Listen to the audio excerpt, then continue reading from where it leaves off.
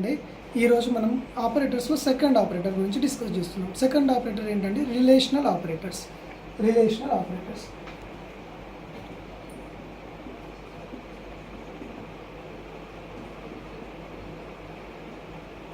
Relational operators అంటే suppose A B అనే రెండు వేరియబుల్స్ ఉన్నాయి. వీటి మధ్యలో ఎలాంటి రిలేషన్ ఉండొచ్చు.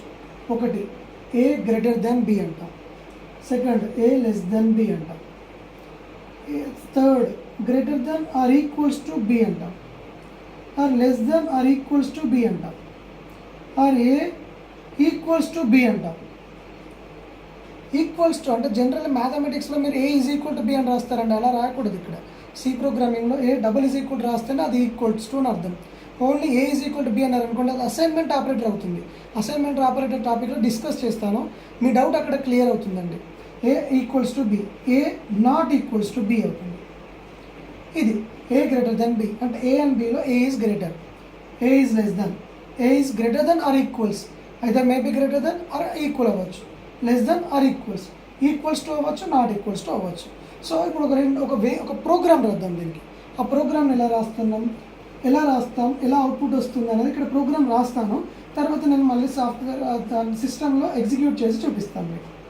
సో ఇప్పుడు ఒక చిన్న సి ప్రోగ్రామ్ రాస్తున్నాను. సి ప్రోగ్రామింగ్లో ఫస్ట్ లైన్ ఏంటంటే ఎప్పుడైనా గుర్తుంచుకోండి, ఫస్ట్ లైన్ వచ్చేసి ash include stdio.h, ash include stdio.h. ఎందుకంటే ఇది ఒక లైబ్రరీ ఫైల్. మనం ప్రోగ్రాంలో ఇన్పుట్ ఇవ్వడానికి లేదా మనం అవుట్పుట్ని డిస్ప్లే చేయాలంటే STD standard input output header file అనే దాన్ని మన ప్రోగ్రామ్కి ఇంక్లూడ్ చేసుకుంటున్నాం. అప్పుడే మనం ప్రింట్ఎఫ్ స్కాన్ఎఫ్ అనే ఫంక్షన్స్ని మన ప్రోగ్రాంలో వాడుకోవచ్చు. సో ఇప్పుడు ప్రోగ్రామ్ ఇంట్ మెయిన్ అన్నాను కదా, ఈ ఇంట్ అంటే ఏంటి అనేది మనం ఇంట్ ఈ రిటర్న్ టైప్ అంటాం దీన్ని. ఈ రిటర్న్ టైప్ గురించి మనం స్టేట్మెంట్స్ అనే టాపిక్లో డిస్కస్ చేస్తాం. ఇప్పుడు ఇంట్ ఏ కామా బి అంటున్నాను, రెండు వేరియబుల్స్ని డిస్కస్ చేస్తున్నాను, రెండు వేరియబుల్స్ని డిక్లేర్ చేశాను. దీన్ని డిక్లరేషన్ పార్ట్ అంటాం. ఇప్పుడు ఏ ఈజ్ ఈక్వల్ టు 10 అన్నాను, బి ఈజ్ ఈక్వల్ టు 5 అన్నాను. ఇప్పుడు మనం ఏ గ్రేటర్ దెన్ బి అని రాశాను, ఇలా కోట్స్లో A greater than B colon %d అని ఇచ్చాను. ఒకవేళ ఈ condition A greater than B అనేది ట్రూ అయింది అనుకోండి, మరి ఏం ప్రింట్ అవుతుంది మనకి? ఏ గ్రేటర్ దెన్ బి అంటే ఏం ప్రింట్ అవుతుంది? ఈ కండిషన్ రైట్ అయింది అనుకోండి 1 అని ప్రింట్ అవుతుంది. కండిషన్ రైట్ అయితే 1 అని ప్రింట్ అవుతుంది, లేదా రాంగ్ అయింది అనుకోండి 0 అని ప్రింట్ అవుతుంది. సేమ్ లైక్ మిగతా అన్నింటికి రాస్తున్నాను. Print f a less than b %d అన్నాను. ఇప్పుడు ఏ లెస్ దెన్ బి, ఈ కండిషన్ ట్రూ అయింది అనుకోండి, ఆ %d ఏమొస్తుంది? 1 వస్తుంది.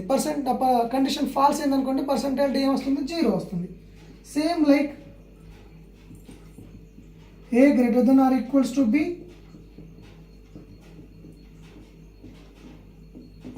Same like a less than or equals to B,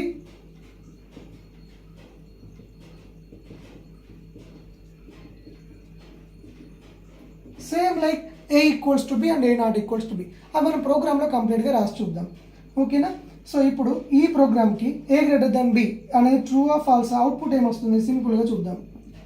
A greater than B అనేది ట్రూ కదా, A value is greater than B, so A greater than B colon 1 వస్తుంది, అంటే కండిషన్ ట్రూ కాబట్టి. A less than B condition false కాబట్టి 0 అని వస్తుంది. A greater than or equals to B అంటే greater than అవ్వచ్చు లేదా equals to, greater than or equals to అన్నాం కాబట్టి గ్రేటర్ దెన్ కాబట్టి 1 అని వస్తుంది. A less than or equals to B అన్నాం అనుకోండి, అది లెస్ దెన్ కాదు ఈక్వల్ టు కాదు కాబట్టి 0 అని వస్తుంది. A is equal to B అని ఇంకో స్టేట్మెంట్ రాసుకుంటాం మన ప్రోగ్రాంలో రాద్దాం, అది రాంగ్ కాబట్టి 0 అని వస్తుంది. A not equals to B true కాబట్టి 1 అని వస్తుంది. సో ఇలా అవుట్పుట్ వస్తుంది మనకి. సో ఇప్పుడు దీనికి ప్రోగ్రామ్ రాసి ఎగ్జిక్యూషన్ చేసి చూపిస్తాను నేను, ఓకేనా అండి?